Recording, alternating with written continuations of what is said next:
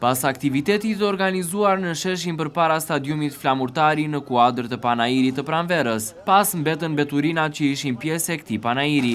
Një grup qytetarësh të Vlorës ju drejtuan televizionit 6+1 Vlora për të mundësuar zgjidhjen e problematikës dhe pastrimin e sheshit, për shkak se edhe si pasojë e erës mbeturinat po dilnin në bulevard. Madje qytetarët bëjnë përgjegjës shkollat, por edhe mësuesit të cilët ishin pjesë e këtij aktiviteti, që duhet të edukojnë edhe nxënësit për mbajtjen pastër të mjedisit, pasi siç thonë, edukimi nis që në bangat e shkollës, dhe se është e pafalshme që nxënësit e shkollave dhe mësuesit e tyre që morën pjesë në një nga aktivitetet e rëndësishme të Bashkisë së Vlorës këtë 14 mars, të lënë territorin të papastruar dhe me mbeturina.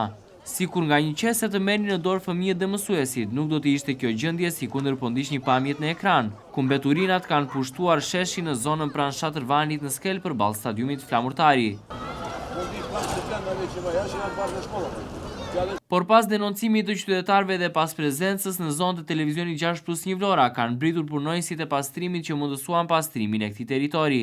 Traditë, lule dhe gëzim. Atmosfera e festës së krijuar enkas nga bashkia, një aktivitet që në fakt u realizua suksesshëm. Nuk duhet që të shoqëroj pas time këto pamje. Mjafton që mësuesit e shkollave dhe nxënësit të ishin pak më të kujdesshëm dhe të mos largoheshin menjëherë pas aktivitetit, por më parë të pastronin mbeturinat. Edukimi duhet që të fillojë që nga bangat e shkollës, dhe aty duhet të flitet nxënësve dhe fëmijëve për edukatën qytetare dhe mbajtjen pastër të mjedisit.